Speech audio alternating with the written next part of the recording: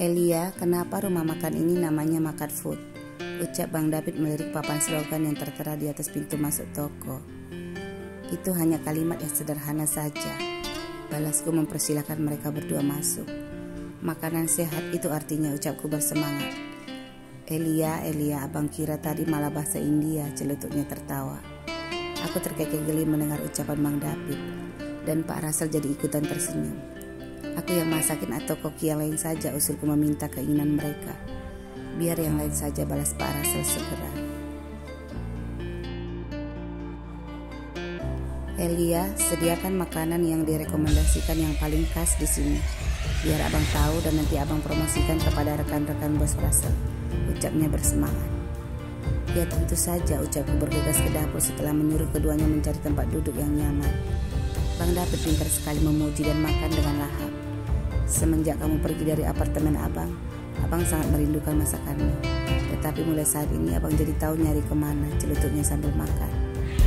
Telepon aku ya jika abang mau mampir, biar ku siapin yang enak-enak sebelum abang tiba, balasku ceria. Aku tidak diajak, ucap Pak Rasel cemberut. Bos, jangan-jangan bos nanti yang malah lupa mengajakku, goda Bang David terkekeh meledeknya. David, jangan buka kartu di depan Elia, balas Pak Rasel tertawa. Aku terpana menatapnya. Dia terlihat bebas dan lepas. Tawanya membuatnya semakin tampan. Setelah keduanya kenyang, aku meminta pelayan untuk membersihkan meja, lalu bergegas ke dapur membuatkan jus, mix buah seri dan kiwi untuk keduanya.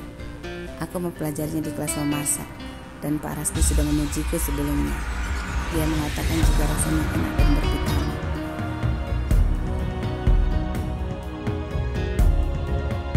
Kemana Bang David? Tanyaku heran melihat Pak Rasel tinggal sendirian duduk di meja. Dia keluar sebentar membeli rokok, balas Pak Rasel menatapku lembut. Pak Rasel, ayo minum jusnya. Ini buah seri dan kiwi spesial buatanku. Ucapku bersemangat ingin mendengar responnya. Ini manis dan asamnya pas, ucapnya setelah meminum seteguk. Enak, ayo habiskan lagi, saranku ceria. Dia tetapi duduklah terlebih dahulu. Aku ingin berbicara, Elia, balasku menatapku dengan lembut. Iya, balasku bingung dan sedikit penasaran tentang apa yang akan dibicarakan denganku. Elia, aku menagih kata-kata yang pernah kamu ucapkan dulu padaku, ucap Pak Rasel menatapku tajam. Saat ini aku sudah bebas dan sendiri, dan kamu sudah pasti mengerti kan, ucapnya menatapku semakin lekat. Aku terpana kaget, melihat dia terlihat sangat serius, dan mendengar dia seperti menagih janji, dadaku jadi berdebar. Aku mengingat kalimat yang kuucapkan padanya di acara makan malam pemegang saham waktu itu.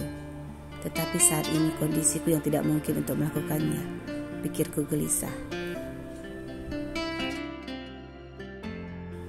Elia, saat ini kamu belum menikah dengan Rasdi. Jadi aku berhak untuk mendekatimu seperti janji Rasdi di taman waktu itu. Tetapi aku tidak akan memaksamu, Elia. Aku hanya menyatakan keinginanku padamu. Dan semua tergantung hatimu. Memilih salah satu di antara aku dan Rasdi juga adalah hakmu. Hanya saja, jika kamu sudah mengetahui perasaanku, aku tidak ingin kamu menjauh dariku jika aku datang padamu. Seperti yang telah kamu ucapkan sebelumnya, ucap Pak Rasel melanjutkan semua yang ingin dia sampaikan. Aku tidak tahan menatap matanya. Aku merasa sangat bersalah tiba-tiba, dan aku tidak tega untuk menyuruhnya berhenti memikirkanku. Pak Rasel, aku tidak bisa menjawab apapun saat ini, balasku gugup. Elia, aku mengerti. Kamu pasti sulit untuk menganalisa semua ini, tetapi tidak perlu berasa bersalah kepada Rasdi. Kami bisa berbicara bersama, dan pasti tidak akan menyalahkanmu, ucapku lembut. Elia, aku sangat merindukannya. Aku ingin sekali memeluknya saat ini. tetapi suasana sama sekali tidak mendukung. Aku menyentuh tangannya yang gelisah di atas meja dan menggenggamnya dengan lembut. Maaf jika kamu jadi sedikit tertekan, tetapi aku tidak akan memaksa Elia. Aku hanya ingin kamu mengetahui perasaanku padamu. Dan sebelum kamu menikah, aku ingin selalu bisa berada di dekatmu. Atau paling tidak, kita bisa saling menghubungi setiap saat, ucapku lembut. Pak Russell, maafkan aku. Aku sangat bingung dan tidak bisa mengatakan apa-apa saat ini. Balasku berdebar takut. Aku merasa malu karena sudah pernah berjanji kepadanya. Dan aku takut menyinggung perasaannya saat ini. Kenapa ada rasa seperti ini, pikirku cemas. Dan aku tidak berani menarik genggaman tangannya di tanganku. Elia, aku akan menelponmu lagi. Sepertinya tempat ini akan ramai sebentar lagi. Jadi aku undur diri terlebih dahulu. Aku harus mengurus beberapa pekerjaan, ucapku berusaha tenang. Aku melihat beberapa pengunjung yang masuk dan ingin makan. Jadi aku tidak ingin mengganggu pekerjaan Elia. Terima kasih sudah berkunjung dan hati-hati di jalan, ucap Elia berusaha memberikan senyuman padaku. Tetapi pipinya yang memerah membuatku segera mengerti. Beberapa pasang mata tampak terlihat penasaran dan mengintip ke arah kami. Baiklah, aku pergi, balasku tersenyum padanya. Aku segera menyibukkan diriku setiap ada pengunjung yang datang memesan makanan dengan melayaninya sendiri dan juga memasak pesanannya. Elia, biar kami saja, ucap koki yang lain. Gantian sebentar, kebetulan aku ingin sekali memasak, balasku bersemangat. Padahal di dalam hatiku dan benakku saat ini mengyang-nyang semua ucapan dari Pak Russell padaku. Aku pernah mengatakan padanya, datanglah padaku jika dia sudah tidak memiliki ikatan dengan wanita lain. Lalu saat dia menagih janjiku, aku kenapa jadi takut dan merasa kasihan padanya. Bagaimana ini? Apakah dia serius mengejarku, pikirku gundah. Hari sudah pukul 6 sore dan aku meminta seorang pelayan agar segera menutup toko pukul 5 sore tadi. Pelang tanda tutup sudah tergantung di pintu kaca masuk. Aku meminta semuanya untuk cepat berberes-beres agar semuanya bisa cepat pulang dan beristirahat hari ini. Dalam sebulan ini, aku akan menetapkan tutup toko hanya sampai pukul 5 saja. Dan di bulan kedua nanti, maka rencananya akan dibuka sampai jam 8 malam. Saat semuanya asyik membersihkan peralatan dan menyapu serta mengepel, aku sibuk menghitung uang masuk di kasir dan tidak menyadari seseorang tiba-tiba saja masuk. Kak Elia, maaf, itu Pak Rusdi datang, ucap pelayan kasir memberitahuku. Oh, siapa? Tanyaku heran. Pak Rusdi, ucapnya melirikkan matanya ke arah tangga. Aku melihat Pak Rusdi berjalan menarik kopernya menuju tangga tanpa menyapaku sama sekali. Penampilan tampaknya sangat santai dengan kacamata hitamnya, membuat semua yang sedang membereskan ruangan berhenti terpana menatapnya yang terlihat cuek menaiki tangga dengan kopernya. Ada apa dengannya, pikirku kebingungan. Sepertinya dia ngambek, pikirku merasa aneh. Ayo semuanya, apakah sudah selesai? Jika sudah maka bisa pulang. Biar aku saja yang menutup pintu, balasku buru-buru agar semuanya tidak ribut dan bertanya-tanya. Untuk apa dia bawa koper? Apakah ingin tidur di sini malam ini, pikirku penasaran. Apa dia belum makan? Pikirku bergegas ke dapur setelah menutup pintu toko. Sudah hampir pukul 7 malam. Aku segera memasak nasi goreng siput untuknya. Mungkin dia lelah dan lapar, baru saja pulang dari luar negeri. Pikirku mengalihkan keanehannya yang tidak menyapaku sama sekali. Atau habis datang bulan kali, gerutuku lagi. 20 menit kemudian, sayang, nasi goreng siput spesial, seruku ceria saat membuka pintu kamarku. Dia terlihat serius duduk di karpet sambil mengerjakan sesuatu di laptopnya. Dia masih cuek dan tidak menyahut sama sekali. Lihat, ada jus kesukaannya juga, ucapku meletakkan sepiring nasi goreng dan segelas jus di samping laptopnya. Balasnya acuh. Kayaknya beneran dia ngambek gumanku, dan aku bergegas mengecup pipinya agar dia meresponku. Oh, wanginya, kok bisa wangi begini, celutukku menarik wajahnya untuk melihatku. Aku sibuk, balasnya menghindar. Ah, dia wangi sekali, seruku malu. jangan-jangan karena aku sedikit berkeringat dia jadi tidak nyaman. Aku mandi dulu ya, habiskan nasi goreng dan jusnya, biar gak kalah wangi sama kamu, seruku bergegas cepat setelah menarik pipinya dengan gemas. Elia, seru Pak Rasdi kesal merasakan cubitanku. Di kamar mandi, aku menggosok rambutku perlahan-lahan dengan sampo dan menyabuni badanku dengan baik. Pak Rasdi dia seorang pria, tetapi kenapa bisa terlihat lebih wangi dan bersih daripada wanita? Pikirku malu membayangkan bagaimana caranya mandi setiap hari. Hatiku sedikit tidak tenang jika memikirkan Pak Rasel hari ini. Dan barusan si Pak Rasdi juga kelihatan aneh. Ya ampun, bagaimana sebenarnya menghadapi kedua pria ini, pikirku kesal. Dua-duanya sedang meminta perhatianku, tetapi aku sulit menghindari salah satu di antara mereka. Setengah jam kemudian, aku sudah selesai lalu memakai satu set baju tidurku yang menggunakan celana panjang bahan katun yang lembut. Aku menggulung rambut panjangku yang basah dengan handuk mandiku dan segera membuka pintu kamar mandi.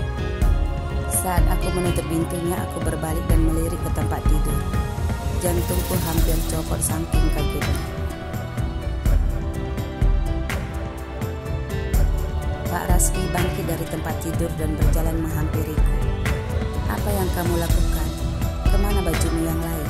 Kenapa hanya celana boxermu saja yang dipakai? Teriakku berdebar dengan muka memerah malu. Oh, ini dibuka juga, ucapnya ingin menurunkan celana boxernya. Mukanya terlihat polos dan pura-pura salah mengerti apa yang kukatakan padanya. Stop, hentikan, jangan dibuka, seruku takut. Elia, sudah seminggu sayang, aku rindu, ucapnya tersenyum manis dan bergegas menarikku ke pelukannya.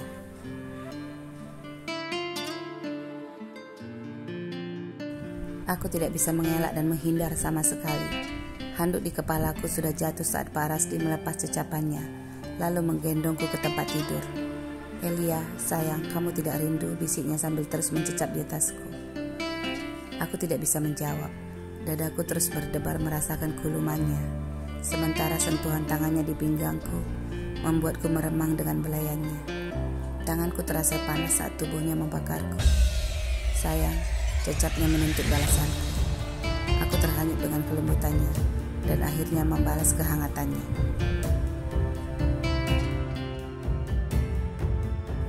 Pak Rasdi menguasaiku dengan cecapannya dan rayuannya sehingga aku meremang tanpa henti. Sayang, apakah aku harus berhenti, desahnya berat saat aku merasakan tekanan miliknya yang membuat jantungku berdebar kencang dan terburu. Iya, aku takut, bisikku berdebar. Pak Rasdi segera melumatkan cecapannya dengan kuat dan menekan milikku seolah-olah dia tidak tahan lagi, sehingga aku seperti tersengat aliran listrik yang begitu kuat. Elia, kita harus menikah secepatnya, desahnya dengan mata membalas. Lalu tiba-tiba dia melepasku dan bergegas cepat ke kamar mandi.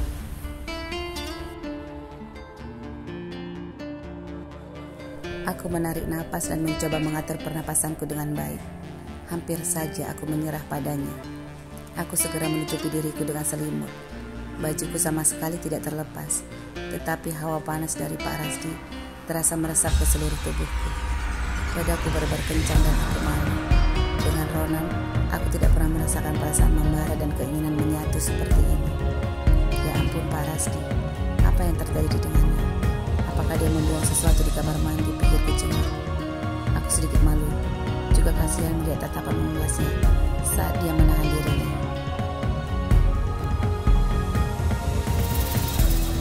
Tapi itu juga salahnya, pikirku kesal. Kenapa dia harus memulai dan rasakan sendiri akibatnya? Gerakku gemas, karena aku juga merasa ada sesuatu yang mengalir di bawah. Ya ampun, pria mesum, pikirku malu. Seandainya nanti dia tahu aku ingin mengganti bajuku setelah dia keluar dari kamar mandi, bagaimana aku menghadapinya? Awas saja jika dia sempat bertanya, maka aku akan memukulnya dengan kuat dan mengusirnya pulang, dendamku benci. Setengah jam kemudian, Elia berikan aku handuk, sayang, celanaku basah, panggilnya kalem dari balik pintu. Apa, teriakku kaget setengah mati. Ya ampun, dia juga mau ganti celana, gumanku dengan wajah memerah. Aku takut menakutimu jika keluar seperti ini, tetapi jika kamu tidak apa, ya sudah, aku keluar, ucapnya lagi. Diam di sana, jangan bergerak, teriakku marah. Setelah ini ingat baik-baik, Aku akan memarahimu. Jangan pernah lakukan lagi seperti tadi. Kalau tidak, kamu sekarang pulang dan jangan kemari lagi. Seruku marah-marah dan berlari ke lemari, mencari handuk baru untuknya.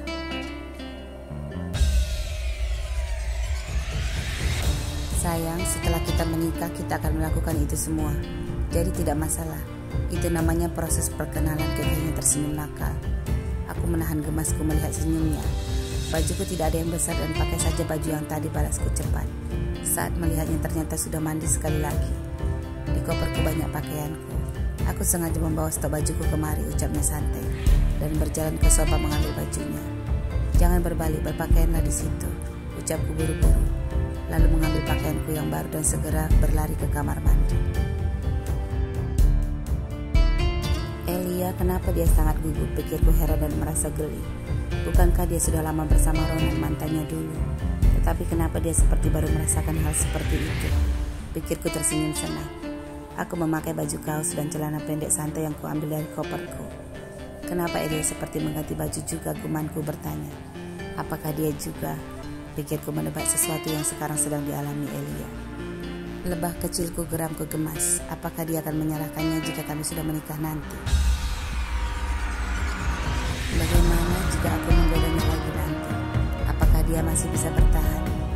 Aku sendiri heran. Dia masih polos sehingga rasanya begitu murni dan membabukkan sehingga aku cepat bangkit dibuatnya. Kemarilah Elia, lihat jalannya, seru Pak Rasdi memintaku agar segera tertidur di sampingnya. Kenapa lampunya dimatikan? Tanyaku bingung saat melihat tirai di jendela terbuka lebar, sehingga pancaran sinar temaram berwarna keemasan dari lampu jalan raya menyinari ruangan sehingga tidak gelap. Elia, siapa saja yang datang hari ini? Dan ceritakan bagaimana tentang pembukaan tokonya. Apakah meriah? Ucapnya sambil menepuk tempat tidur di sampingnya. Tetapi tidak boleh seperti tadi. Kalau tidak, aku akan menelepon ayah menjemputku pulang, ancamku ragu-ragu. Ayahmu sudah tahu aku menginap di sini, balasnya mengagetkanku. Masa sih, tanyaku tidak percaya. Teleponlah, pakai saja ponselku, ucapnya lagi.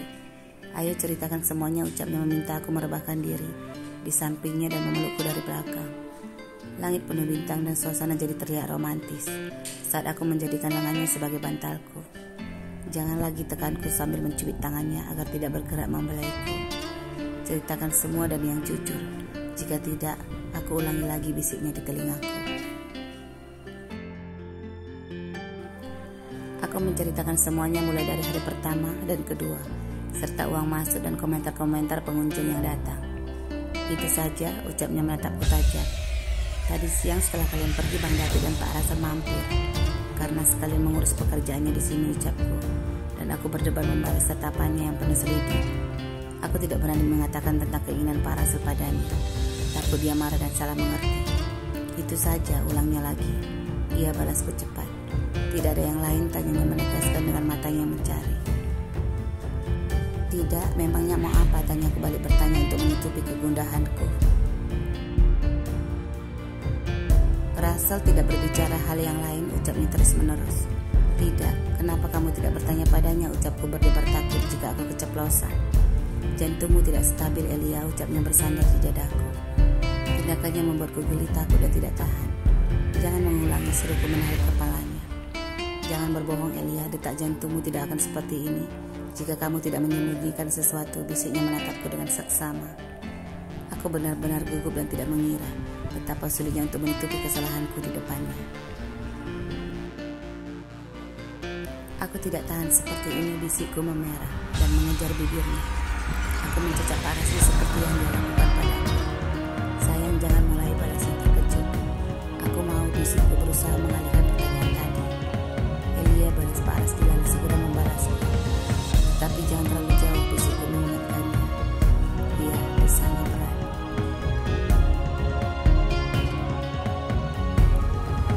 Pukul 1 pagi, aku terbangun dari kegelisahanku. Paras sudah tertidur dari pukul 11 tadi. Aku menatap wajah tampannya yang manis. Dia tidak terlihat nakal jika dia tidak membuka matanya. Aku mengelus-elus pipinya dan mencoba membangunkannya. Dia hanya mengeluh dan tetap tertidur. Setelah menyelubutinya, aku berjalan dan berdiri di jendela dan membawa segelas air putih. Aku menatap jalanan yang sedikit sepi walau sesekali ada 2 atau 3 mobil yang lewat.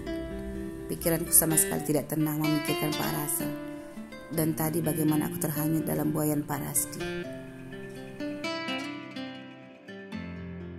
Ya ampun, aku merasa diriku sudah seperti Kanaya. Apakah aku jadi serakah? Aku seperti menyukai keduanya. Aku sudah gila, pikirku gelisah. Tetapi bagaimana mungkin aku bisa melepaskan diri dari Pak Rasdi saat ini? Aku sama sekali tidak merasa jijik padanya semenjak kami bertunangan. Dan sentuhannya membuatku merasa diinginkan. Walaupun aku terkadang kesal jika mengingat dia pernah melakukan tindakan mesra dengan wanita lain selain aku. Tetapi di saat dia menurut dan mendengarkan peringatanku, aku jadi melupakan masa lalunya. Ayo kita menikah, Elia, ucapnya setiap kali dia tidak tahan. Dan aku merasa jika dia pasti bersungguh-sungguh. Jika kami menikah maka mungkin hal seperti ini akan pantas dan wajar kami lakukan.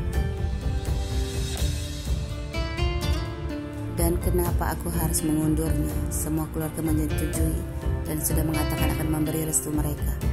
Jika Rasdi tidak serius, maka dia tidak akan melakukan semua ini untukmu, Elia, ucap ibuku dengan lembut. Tetapi aku tidak yakin dia mencintaiku, Bu, balasku saat itu. Untuk apa cinta jika kenyataannya tidak seperti itu? Sementara Nak Rasdi, dia memberikan perhatiannya yang besar kepadamu dan bertanggung jawab atas kata-katanya. Mana yang kamu pilih, ucap ibuku waktu itu. Hari ini Pak Russell mengatakan dengan rendah hati bahwa dia menyukaiku dan tidak akan memaksa jika aku tidak bisa menerimanya. Tetapi berikan dia waktu untuk membuktikan bahwa dia benar-benar menyukaiku. Pak Russell terlihat berharap dengan segala perubahan sikap dan penampilan yang dia lakukan saat ini. Dan aku menghargainya karena aku melihat luka dan kesepian di matanya. Dia terluka karena Kanaya dan merasa sedih setelah mengetahui aku menerima pertunangan Pak Rasdi. Pria seperti dia sangat sabar dan berhati-hati meminta perhatian. Pak Russell memiliki semuanya, tetapi kenapa dia harus menyukaiku, pikirku gelisah dan merasa kasihan. Air di gelasku sudah habis. Aku ingin menambahnya lagi. Pikiranku masih saja tidak tenang sama sekali. Aku menatap Pak Rasdi yang tertidur menyamping. Tiba-tiba tangannya bergerak seperti mencariku. Aku segera meletakkan gelas di meja dan menyusup ke dalam pelukannya. Aku takut dia terbangun dan akhirnya nanti mengetahui jika aku sudah sedikit berbohong kepadanya. Sayang, kamu dingin, bisiknya saat menggenggam tanganku. Peluk, balasku buru-buru dan menyelipkan tanganku di bawah lengannya. Aku harus bisa tertidur. Jika tidak nanti pasti ketahuan olehnya. Pukul 6 pagi, aku terbangun dan mendapati Elia meringkuk di pelukanku. Aku menatap merah mudanya yang sedikit terbuka. Sengatan lebahnya tadi malam sangat mengejutkanku. Tetapi aku langsung tersadar jika dia sedang menyembunyikan sesuatu dariku. Merah mudanya begitu menggoda. Aku tidak menyangka jika aku tidak ingin mendesaknya untuk berkata jujur saat merasakan merah mudanya. Dia sengaja mencicapku agar bisa menutupi kesalahannya. Aku akan menunggunya berterus terang dengan sendirinya, pikirku tadi malam, dan membalasnya sehingga dia kelelahan. Dia memintaku untuk tertidur dan tanpa sadar aku jadi tertidur.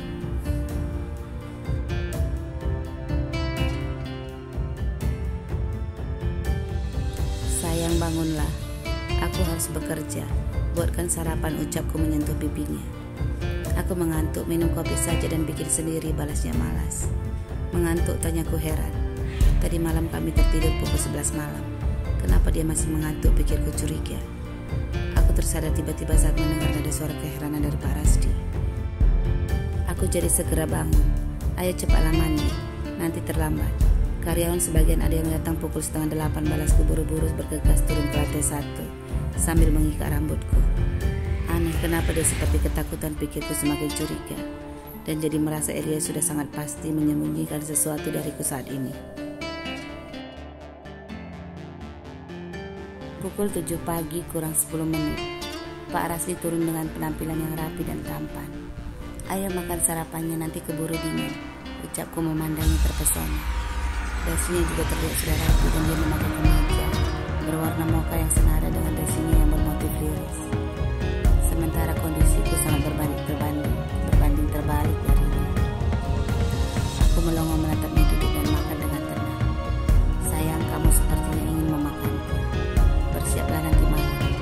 sekalian kita belajar yang lebih dalam lagi, kekehnya menggoda. Dasar pemuda mesin putus pemarah.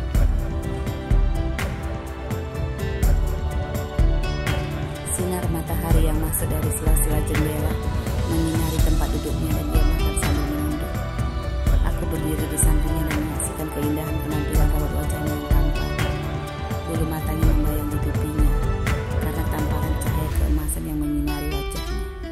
Terlihat sangat indah dan memukau. Sayang kamu tidak sarapan, ucapnya lembut membuatku mengalihkan pandanganku ke bibirnya. Dia mengunyah makanan dengan lembut, membuatku segera terbayang dengan cecapan lembutnya tadi malam. Elia, aku kerja setengah hari saja. Sepertinya kita harus ke atas lagi dan beradu sebentar, biar ada yang tersalurkan, ucapnya tersenyum nakal. Apa? Ucapku kaget. Dan saat aku mengerti arti ucapannya, aku jadi malu dan ingin sekali menghilang dari wajahnya. Habiskan cepat, gerutuku kesal, lalu mencubit pipinya. Kita harus segera menikah. Jika tidak, aku takut kamu jadi suka berhayal yang tidak-tidak, ucapnya lagi.